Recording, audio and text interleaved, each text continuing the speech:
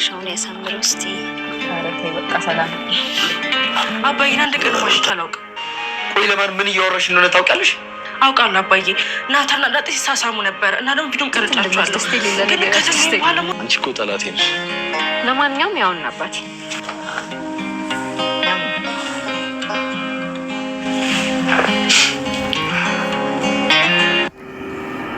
እኮ ያባዬ ፎቶ ያባሽን ፎቶ አይደል እንዲያሳየኛል?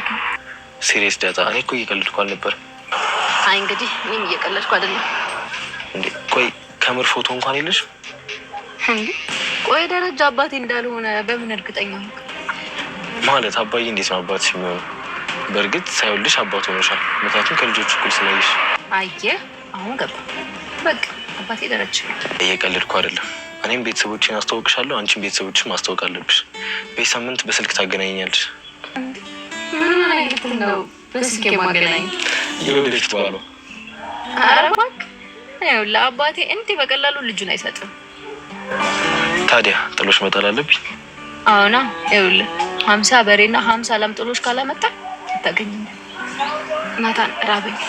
ቁርስ ልጋብዘኛል እንዴ? ደግሞ ልወጣ ነው። የመጨረሻ ቁርስ እኮ ነው። እሺ ልጋብዝ። ናታንና ዳጣ በሚገርም የፍቅር ጉዞ ውስጥ ገብተዋል። በጣም ደስ የሚል በኋላ ማለት ነው። እንግዲህ ከብዙ ስቃይ በኋላ ናታን የታገሰ ከሚስት ይወልዳል ለለገሪ ተስፋ ያልቆረጠ ሰው እና የምር በጣም ደስ የሚለው እንግዲህ ናታንና ዳጣ ናታንም ብዙ ሳይሰለች በነገራችን ላይ ሰልችቶ ነበር። ናታን ግን በሰላም ጥረት በሚገርም ሁኔታ ከብዙ ጥፋት እናንተም በኋላ ዳጣም ፍቅሩን ተቀብለው ደስ የሚል የፍቅር ጊዜን እያሳለፉ ይገኛሉ። ቤተሰቦቻችን እንግዲህ በጣም ደስ የሚል ነው። እኛም ደስ ብሎናል ማለት ነው። አብጌል ግን ያው እየተናደደች ነው የምትገኘው። ከመናደድም አልፋ አሁን ላይ እንግዲህ ሌላ ሀሳብ ውስጥ ገብታለች በሚገርም ሁኔታ ማለት ነው። ያው አብጌልን ታውቃላችሁ እንግዲህ ያላት ስሜት በጣም ከባድ ነው። እሷ ደግሞ ስሜቷን እንኳን እንደዚህ ታግሳ ማየት አትፈልግም በፍጹም። ነገሮችን ቶሎ ብላ ወደ በቀልና እሷ ወደ የምትፈልጋቸው መንገዶች ማስሄድ ነው። ለዛም ደግሞ እንግዲህ እንዳያችሁትኝ ካሁን ቀደምም ብዙ ነገሮችን ስታደርግ ነበረ። ዳጣን ለመበቀል ዳጣን ከዚህ ቤት ለማስወጣት የማታደርገው ጥረት የላትም። አሁን ደግሞ እሷ ልሳካላት ሲል እንግዲህ ዳጣ ከቤት ትወጣለች ብላ ደስታዋን አጣጥማ ሳትጨርስ ከቤት እንደማትወጣና እዚሁ እንደምትቀጥል ስትሰማ እንግዲህ የሌለ ሌላ ህመም ነው የተጨመረ።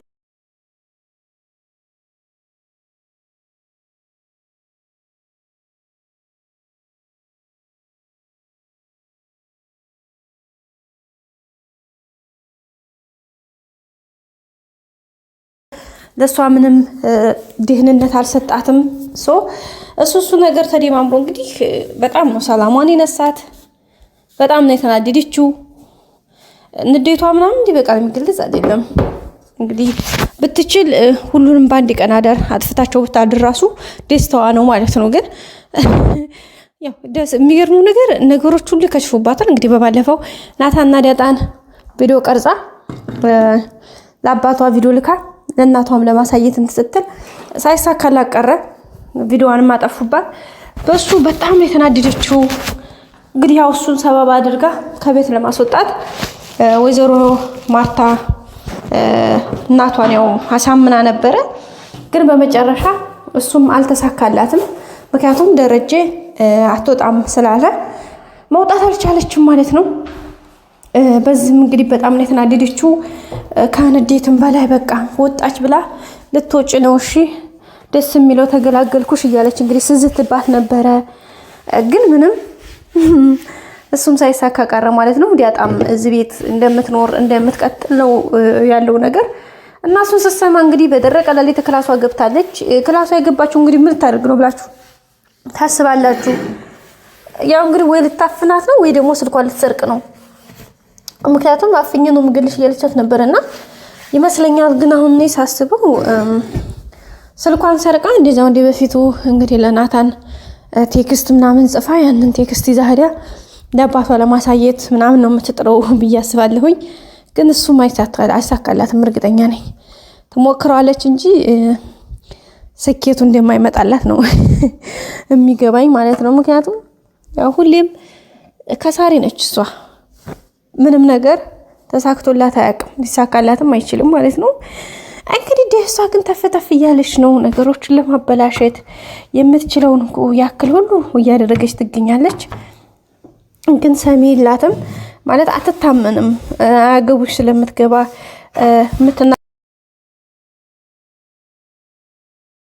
ሁሌ ስለምትቆም ከልጆች ጋር ከማንኛውም ጋር ፍቅርና አብሬ መኖር እንትኑ ስለሌላት በዛም እንግዲህ ሁሉም ስለሚያውቁ ደረጀም ሆነ ማርታም በቃ በዛ ላይ ደግሞ እንግዲህ አሁን በተለይ ትልቁ ቫልዩ የሚሰጣት ይሄ የቀረጸችው ቪዲዮ ነበረና እንደሱ ደግሞ እነዛኞቹ ማለት ነው አጠፉባት።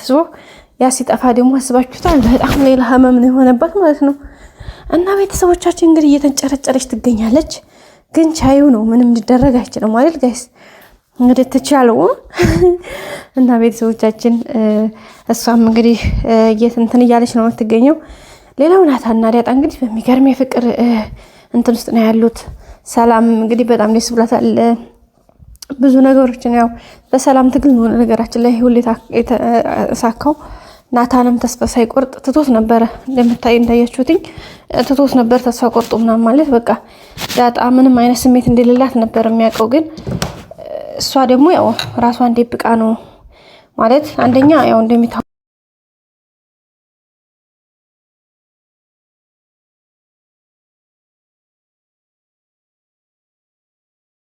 ወይም ደግሞ ማሳካት የምትፈልገው የራሱ አላማ ስላላት አላማን እንዳልስት በማለት ነው ነገሮችን ስትሸሽ የነበረው። በመጨረሻም እንግዲህ ናታን ተስፋ ባለመቁረጡ የሰላምን ምክር በመስማቱ ሰላም ያለችውን ነገር በማድረጉ ስኬታማ ሆነዋል ማለት ነው። ተሳክቶላቸውም እንግዲህ አግኝተዋል ማለት ነው። በጣም ደስ የሚል ነበረ ቤተሰቦቻችን ከምላችሁ በላይ እንግዲህ ጋሽ ደረጀም ያው ብዙ ተጨንቆ ነበረ። በመጨረሻም እንግዲህ ወይዘሮ ማርታ ተረድተዋለች። በቃ ይሄን ያክል የሚያስጨንቅ የዳጣ ጉዳይ ነው አይደለም፣ በቃ እንዲፈለጉ ይሁን ይቀመጡ፣ አንተማ ይሄን ያክል ከዚህ በላይ ተጨንቃ እንድትጎዳ አልፈልግም፣ በቃ ይቅር ምናምን ብላ እንግዲህ ማለት ተረድተዋለች ማለት ነው። ምክንያቱም በጣም ስለምትወደው እንግዲህ ደረጀን ስለምታከብረው የእሱ ጭንቀት ስለሚያስጨንቃት ለዛ ነው ማለት ነው። እንግዲህ ዳጣ ደግሞ በጣም ፈገግ ስትል እንዴት ነው የምታምረው ቤተሰቦቻችን። ናታንም እንግዲህ ዛሬ ሲጀመር ማሬ ማሬ በኋላ እያለች ነበር ዳጣና ያው በኋላ ማሬ አሁን ማሬ ማሬ በኋላ ያው አሬ አሬ ነው የሚመጣው። ከእንደዛ አይነት ነገር ይሰውረን ማለት ነው። እና እንደዛ ያለችው ነበረ። ናታን ደግሞ እኔ ስሜታዊ አይደለሁም የሆነ ሰዓት ላይ ዛሬ እንደዚህ ብዬ የሆነ ሰዓት ላይ የምቀየር አይደለሁም ነገሮችን ባስተውሎ ማይለም ምናምን እያላት ነው። እንግዲህ ፍቅራችሁን ያጽናላችሁ ብለናል። ግን ቻሌንጅ እርግጠኛ ነኝ በጣም ከባድ ቻሌንጆች ናቸው የሚገጥሟቸው። ከዚህ በላይ ነው አሁን የዳጣ ስቃይ ራሱ ከዚህ በላይ ነው የሚሆነው። ምክንያቱም አሁን ከናታን ጋር የጀመሩት ፍቅር በጣም መስዋዕትነት ያስከፍላል። በተለይ አብጌል አትፋታቸውም፣ እሷንም ሆነ እሱንም። በነገራችን ላይ ናታንን አብረው ካላገኘቻቸው በስተቀር ይሄን ያክል አትከታተለውም። ሁሌ የምትከታተለው እንግዲህ ዳጣን ነው። እንግዲህ ማን ነው የሚያምረው ከኔና ከዳጣ? ቆይ እሷ በምን ተሽላ ነው ምናምን እያለች እንግዲህ ራሷን ከእሷ ጋር እየጎዳደረች ነበረ። ሰው ኮንፊደንሱን ሲያጣ ወይም ራሱን ሲጥል ምን ይሆናል መሰላችሁ? ራሱን ከሰዎች ጋር ያወዳድራል። በተለያየ በጸባይም በመልክም በቃ ከኔ በላይ እነሱ ምናምን ብሎ እንደዛ ሰው የሚንቅ ሰው ራሱ የተናቀ ነው። ሰውን ያከበረ ሰው እሱ የተከበረ ነው። እና እንግዲህ አብጌል በዛ ልክ ነው። በቀጣይ በአዲስ ቪዲዮ እስከምንገናኝ ሰላም ቆዩ ቤተሰቦች። ላይክ የረሳችሁ ላይክ አድርጉ። ባይ ባይ።